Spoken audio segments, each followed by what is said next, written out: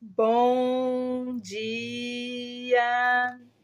Estamos de volta com as nossas reflexões matinais, a Corsa da Manhã. Estamos nesta série de reflexões a respeito da nossa identidade em Cristo, ou seja, descobrindo quem somos nós em Cristo Jesus e quais são a herança de nós sermos sido adotados por Deus, por meio de Jesus Cristo. Quais são a herança dos santos que estão em Cristo Jesus? Ontem nós falamos que nós somos abençoados com toda sorte de bênçãos espirituais que estão disponíveis nas regiões celestiais em Cristo Jesus. E hoje nós vamos falar mais uma parte da nossa nova identidade em Cristo, que é: nós somos salvos como uma nova criatura de Deus. Em 2 Coríntios, capítulo 5, versículo 17, nós temos o seguinte: portanto, se algum homem está em Cristo, ele é então uma nova criatura. As coisas velhas já se passaram, e eis que todas as coisas se tornam novas. Deus realmente quis que você e eu fôssemos salvos. Ele quis que nós fôssemos resgatados. Diz a palavra de Deus lá em Colossenses 1,13, que ele nos livrou do poder das morte e das trevas. Ele nos transferiu, ou seja, ele nos transportou do reino das trevas para o reino do Filho amado, para o reino do seu amado Filho. Foi dessa forma que ele nos resgatou da nossa antiga maneira de viver e também do nosso antigo dono. Mas o que é ser resgatado?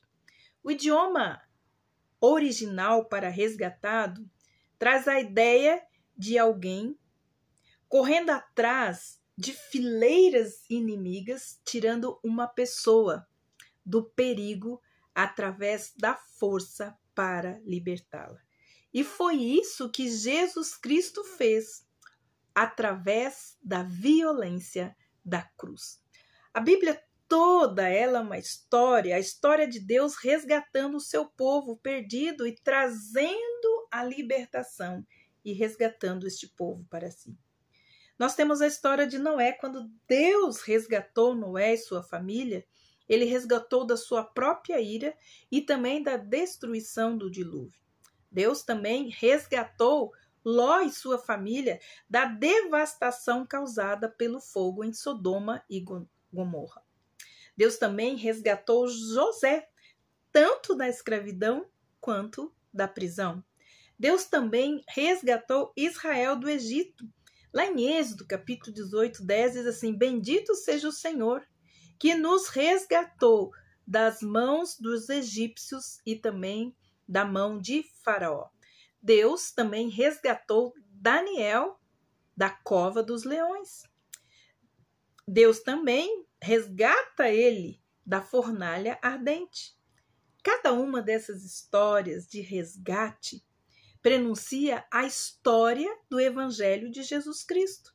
Ele foi à cruz para nos resgatar do maior perigo de todos, da justa e santa ira de Deus sobre o pecado. Romanos 6, 23 fala que o salário do pecado é a morte. Porque se não credes que eu sou, morrereis em vossos pecados, diz João 8, 24. O pecado e a morte andam juntas, andam de mãos dadas. O pecado gera a ira de Deus e pode ter certeza que não deixará o culpado impune. A ira de Deus. Então, Jesus nos livrou da ira de Deus. Jesus disse para não temer aqueles que matam o corpo, mas não podem matar a alma. Temei antes aquele que pode destruir tanto a alma como o corpo no inferno, diz Mateus 10, 28. Vamos então entender a ira de Deus quando nós vemos Jesus pendurado na cruz. A tortura física horrível, as feridas sangrentas, os músculos trêmulos, a humilhação de ser pendurado para sofrer vergonha pública e também ser ridicularizado. Nada em relação à execução por crucificação era rápido ou indolor. A crucificação ela foi projetada para maximizar e intensificar a dor e em seguida arrastar-se por tanto tempo a ser tão cruel quanto humanamente imaginável. O horror da cruz foi excruciante. Não só o tormento físico, Jesus sofreu também a agonia espiritual. Imagine a sua alma suportando o peso do pecado de todo o povo de Deus, suportando a minha vida e a sua vida de pecado. Isso multiplicado por todo o pecado da humanidade, de todo o povo de Deus que já viveu ou que nasceria a partir daquele dia. Isso recaiu sobre o coração santo, o coração amoroso e terno de Jesus Cristo. Este foi esmagador, foi um fardo espiritual que Jesus carregou lá. Sem apoio da presença do seu Pai, ele diz: meu Deus, ou meu Pai, por que tu me abandonastes? Eis que todos nós merecíamos, ele não merecia. E o que ele definitivamente ele não merecia, ele sofreu por nós. Tudo o que ele suportou na cruz é um vislumbre de como a ira de Deus será. E o que as pessoas que morreram em seus pecados sentirão por toda a eternidade. Morte indescritível e eterna. Mas você pode sair daquele estado de viver a ira de Deus para experimentar desde já a bondade de Deus. A bondade de Deus é tão grande que ele não nos deixará levar a vida sem nos advertir a respeito do que nos custará se continuarmos em nossos pecados. O desejo de Deus é que as pessoas sejam salvas, que elas sejam perdoadas, que elas se arrependam e creiam para serem redimidas, transformadas e libertadas. Não sabendo que a bondade, ou seja, a benignidade de Deus, é que nos leva ao arrependimento, diz Romanos 2,4. Tenho, por acaso eu, diz Deus, prazer em que o perverso morra? Diz o Senhor Deus, não. Eu quero que ele se desvie dos seus maus caminhos e viva. E que todos cheguem ao arrependimento. Aqueles que ouvirem o Evangelho e confiarem as suas vidas a Cristo serão resgatados do pecado pelo amor do pagamento sacrificial de Jesus Cristo na cruz. Toda a ira que seria destinada a você e eu, o Pai derramou sobre o seu próprio Filho. E quando a ira de Deus foi colocada na cruz, foi este nível de sofrimento através do corpo de Jesus que resultou no rio de graça e amor e aceitação e perdão que estão sendo derramados em nossas vidas diariamente.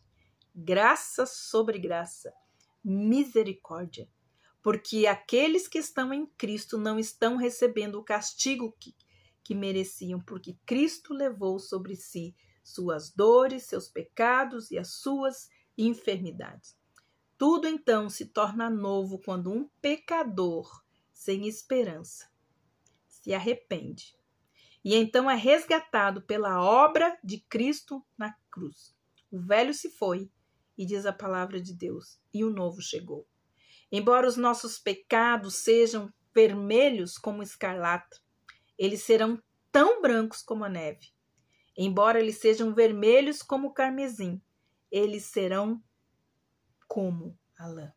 Diz Isaías, capítulo 1, versículo 18. Você sempre quis uma nova chance. Sempre quis começar tudo de novo. Agora você pode.